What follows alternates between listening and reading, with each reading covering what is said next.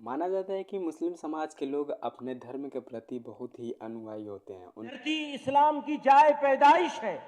उनके धर्म से संबंधित यदि किसी भी प्रकार का यदि आप कोई भी बातें बोलते हैं तो वो तुरंत एक्शन लेने के लिए तैयार होते हैं। जैसे कि आप इस वीडियो में देख रहे होंगे रामदेव बाबा जो कि पतंजलि के फाउंडर हैं, वो अभी कुछ मुस्लिमों के बारे में कुछ इस प्रकार के कमेंट बोले जिससे सोशल मीडिया पे उनका काफ़ी मतलब वो बाइकआउट हो रहा है। मुसलमान से पूछो थारो धर्म के है, वो कहे कि बस 5 बार नमाज पढ़ो, फिर जो मनवा वो करो, चाहे हिंदुओं की छोरियों में उठा के लाओ, चाहे जो भी पाप करने करो। वो तो इससे क्या मुस्लिम समाज पे कोई प्रभाव पड़ रहा है? यदि इस तरीके से बात कही जाए कि यदि मुस्लिम समाज के लोग 5 टाइम नमाज पढ़ते हैं और वो फिर आकर के हिंदू लड़कियों को छेड़ते हैं, हिंदू समाज पे इस प्रकार का कोई प्रभाव डालते हैं, तो ये किस हद तक सही होगा?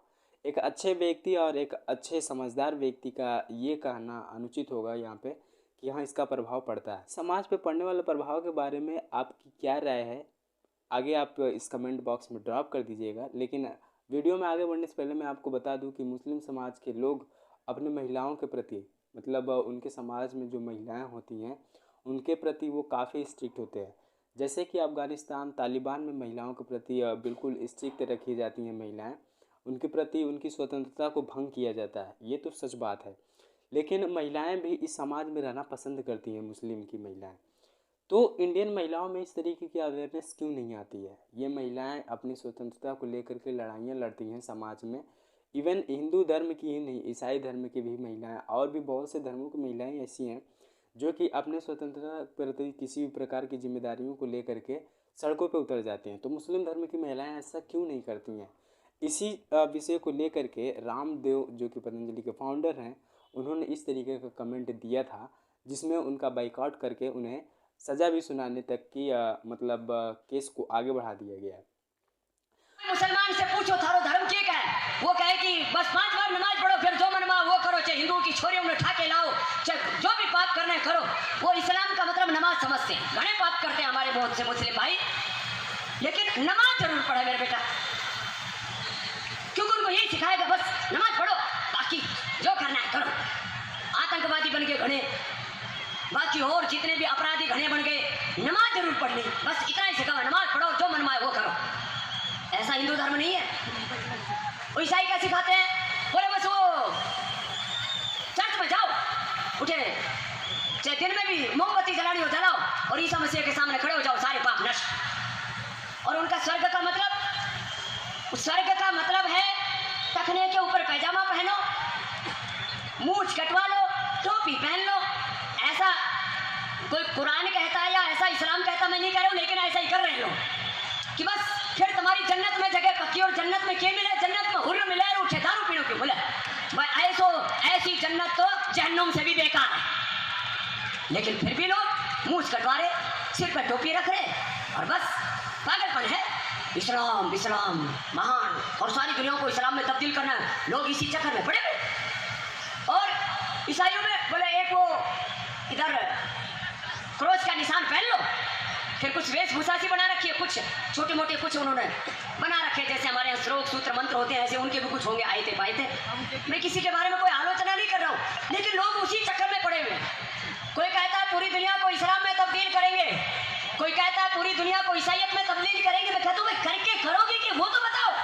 कोई एजेंडा नहीं, सनातन धर्म का एजेंडा है सुबह ब्रह्म मुहूर्त में उठो, उठ करके भगवान का नाम, राम का नाम लो, सुबह उठ करके योग करो और अपने आराध्य की पूजा करके फिर कर्म योग करो, अच्छे कर्म करो, अच्छा आचरण करो। ये हिंदू धर्म सिखाता है, ये सनातन धर्म सिखाता है। सनातन धर्म अच्छे से जीवन कैसे जीना है, सात्विक जीवन कैसे जीना है, हमारे आहार में, हमारे विचार में, हमारी वाणी में, हमारे व्यवहार में सात्विकता होनी चाहिए, धार्मिकता होनी चाहिए, पवित्रता होनी चाहिए, दिव्यता होनी चाहिए। रजोगुण तमोगुण में नहीं जीना, लड़ाई झगड़ा नहीं करना, हिंसा झूठ बेईमानी नहीं करना। तो हमारा मुद्दा ये नहीं है कि केवल हिंदू धर्म की महिलाओं पर ही इस तरीके के मुस्लिमों द्वारा प्रताड़नाएं की जा रही हैं, इवन सभी धर्मों पे भी ऐसा होता है। हालांकि मुस्लिम धर्म के लोग अपनी महिलाओं को कमरे में छुपा करके रखते हैं, पर्दे के पीछे रखते हैं, घर से बाहर आने नहीं देते हैं, तो उनकी महिलाओं पर इतना प्रभाव नहीं देखने को पड़ता है। लेकिन ईसाई धर्म हुआ, क्रिश्चियन हुआ, यहूदी हुआ, या फिर और भी जो भी धर्म हो, हिंदू धर्म भी हुआ, ये इनकी महिलाएं जो होती हैं ये अपनी स्वतंत्रता को लेकर के अपने घरों में लड़ाइयाँ लड़ती हैं, बाहर लड़ाइयाँ लड़ती हैं, रोड पे उतर जाती हैं, इवन यदि इनको किसी प्रकार की समस्याएं आती हैं तो। लेकिन वहीं पे मुस्लिम महिलाओं में ऐसा देखने को नहीं आता है, क्योंकि इनको द्वारा उनके पुरुषों द्वारा मतलब मुस्लिम समाज के पुरुषों द्वारा महिलाओं को बिल्कुल स्ट्रिक्ट रखा जाता है। उन्हें ये बताया जाता है कि नहीं, हीरा की कीमत तभी होती है जब वो किसी कोयले में छिपा होता है, कोयले से बाहर निकल जाने पे हीरे की कीमत उतना नहीं रहती है। तो इस प्रकार के डायलॉग्स कुछ बोल करके मुस्लिम महिलाओं को पर्दे के पीछे रखा जाता है।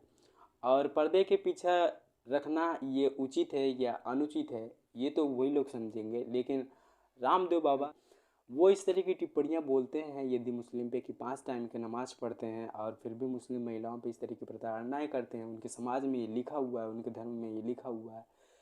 तो शायद ये तो मैं नहीं बोलूँगा कि ये लिखा हुआ है या नहीं लिखा हुआ है, लेकिन आप इतने अवेयर होंगे कि मुस्लिम धर्म में ऐसी कोई तो टॉपिक्स है जो कि लोगों की लड़कियों को छेड़ने, महिलाओं को छेड़ने संबंधित कोई मतलब एक तरीके का वे प्रस्तुत करती है, जिसके माध्यम से वे लोग इस तरीके का कार्य करते हैं। धरती इस्लाम की जाए पैदाइश है, यह मुसलमानों का पहला वतन है। इसलिए यह कहना, यह समझना और यह बोलना कि इस्लाम बाहर से आया हुआ कोई मजहब है, यह सरासर गलत और तारीखी एतबार से बेबुनियाद है। इस्लाम इसी मुल्क का मजहब है और सभी मजाहिब में, सारे धर्मों में, सारे रिलीजन में सबसे पुराना मजहब है, सबसे कदीम और पुराना भी है। इस्लाम के आखिरी पैगंबर हजरत मोहम्मद सल्लल्लाहु अलैहि वसल्लम इसी दीन को मुकम्मल करने के लिए तशरीफ लाए थे। इसलिए मैं वाज़ेह तौर से कहता हूं कि भारत हिंदी मुसलमानों के लिए वतनी और दीनी दोनों हैसियतों से सबसे अच्छी जगह। हालांकि मुस्लिम धर्म में ये देखने पे आया है कि वो लोग दूसरे समाज के लोगों को काफ़ी स्ट्रिक्ट रखते हैं अपने समाज से। मतलब उनके प्रति यदि कोई थोड़ा सा भी टिप्पणी कर देता है तो वो उसको काटने तक के रूप में उतर जाते हैं और उन्हें कभी कभी काट भी देते हैं। इस तरीके की गलतियां वो करते रहते हैं। तो मुझे जहाँ तक मेरा मानना है कि उनके समाज में कोई इस तरीके के धार्मिक ग्रंथों में लिखा होगा कि यदि आपके धर्म के प्रति कोई यदि कोई आवाज़ उठाता है तो आप उसको इस तरीके की सज़ा दे सकते हैं।